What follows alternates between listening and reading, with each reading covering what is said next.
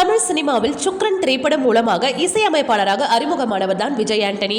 அதன் பிறகு வரிசையாக பல திரைப்படங்களுக்கு இசையமைத்து முன்னணி இசையமைப்பாளராக வலம் வந்தார். இதனிடையே நான் என்ற திரைப்படத்தின் மூலமாக சினிமாவில் நடிகராக அறிமுகமானார். அதனைத் தொடர்ந்து அவர் நடிப்பில் வெளியான பிச்சைக்காரன் திரைப்படம் மிகப்பெரிய அளவில் ரசிகர்கள் மத்தியில் வெற்றி பெற்ற நிலையில் தன்னை ஒரு நடிகராகவும் சினிமாவில் நிலைநிறுத்தியது. பிச்சைக்காரன் 2 திரைப்படத்தில் நடித்த நிலையில் அந்த திரைப்படம் ரசிகர்கள் மத்தியில் நல்ல வரவேற்பையும் பெற்றது. இதனைத் தொடர்ந்து விஜய் ஆண்டனி நடிப்பில் ககனமார்க்கன் என்ற திரைப்படம் உருவாகியுள்ள நிலையில் இந்த திரைப்படம் விரைவில் வெளியாக உள்ளது. இந்த நிலையில் விஜய் ஆண்டனி ஒரு புதிய முடிவை ஒன்று எடுத்துள்ளார். அதாவது தற்பொழுது கமிட் ஆகியுள்ள படங்களை முடித்த கையோடு விஜய் ஆண்டனி முழு நேர இசையமைப்பில் ஈடுபட உள்ளதாக கூறப்படுகிறது. தான் முழுமையாக இசையை கற்றுக்கொண்டு இசைக்கு வரவில்லை, நடிப்புக்காக சினிமாவுக்கு வந்த பிறகுதான் இசையின் மீது ஆர்வத்தில் கற்றுக்கொண்டு இசையமைப்பாளர் ஆனேன் என்று விஜய் ஆண்டனி ஒரு பேட்டியில் கூறியுள்ளார்.